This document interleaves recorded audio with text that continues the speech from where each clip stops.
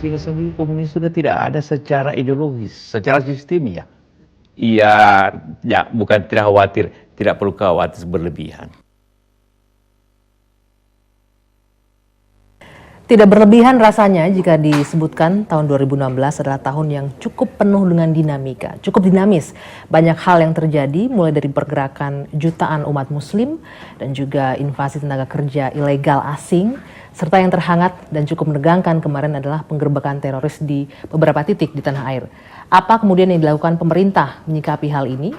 Sudah bersama saya Wakil Presiden Yusuf Kala. Beberapa terduga teroris yang berhasil dilumpuhkan kemarin, kita menemukan fakta sebagian di antara mereka itu tercuci otaknya ketika berada di dalam sel, Pak, di dalam penjara. Artinya ini tidak putus mata rantainya, walaupun sudah menjalani proses hukum. Itu risikonya memang. Itu kayak narkoba.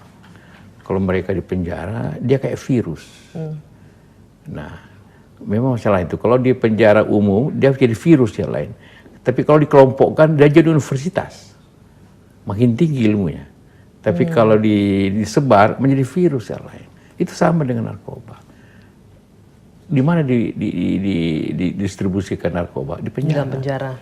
Jadi itu karena ini ada risikonya. Memang di mana-mana terjadi juga. ISIS itu dia punya Al-Baghdadi itu tumbuhnya di penjara.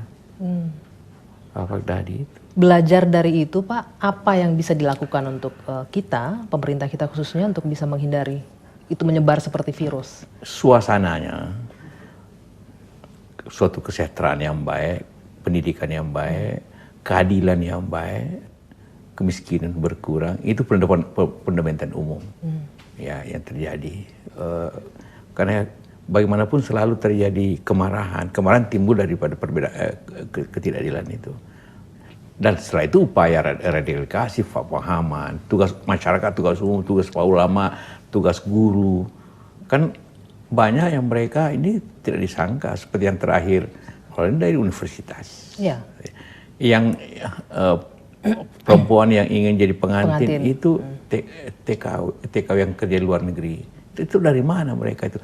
Tidak ada suatu kesamaan, semuanya berbeda-beda timbulnya pemahaman itu. Artinya bisa dibilang masih adanya teroris ini bisa disebabkan karena kekecewaan, Pak, kesenjangan yang cukup signifikan. Gabungan daripada itu, kekecewaan di dalam hati, ada radikalisme pahaman dari luar, ada ingin cepat masuk surga.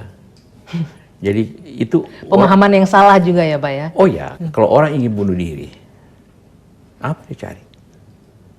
Dia tidak cari harta kan, karena dia mati. Dia tidak cari kedudukan, karena dia juga mati. Apa dia cari? Sorga. Jadi pemahaman yang sangat simpel diberikan, dicuci otak. Wah, kalau kamu membunuh orang ini, karena pertama dianggap semua kita kafir. Kalau membunuh orang kafir, maka dapat sorga. Simpel itu kurang lebihnya. Walaupun panjang tentu dia pakai. Nah, orang bersedialah untuk menjadi pengantin, quote unquote pengantin untuk bunuh diri. Nah, bagaimana itu, Pak, mengantisipasinya? Karena di satu sisi kita tidak bisa menafikan mereka berpikiran apa yang mereka lakukan itu adalah jihad.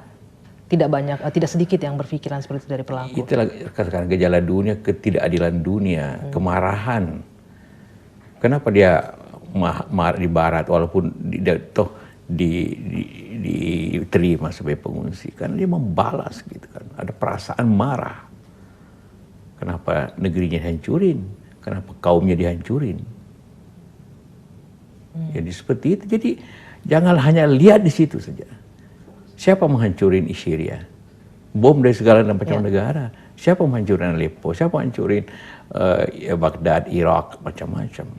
Nah, kalau ditarik konteksnya ke Indonesia, apakah hal yang terjadi di luar itu juga menjadi penggerak umat muslim yang khususnya yang mereka mempunyai paham yang agak... Kan semua itu berasal dari sana. Bahrum itu ada di Syria, mau mengejarkan itu. Dulu Al-Qaeda datang dari Afghanistan, semua negara gagal. Semua negara yang bergolak, semua negara yang hancur akibat dihancurkan Barat. Semua. Tidak ada yang datang asli dari Indonesia. Waktu itu kan masih ratusan ribu ya, ratusan ribu orang berada di tempat yang sama dengan orasi-orasi yang panas, kemudian bisa marah, kan berbahaya untuk satu ibu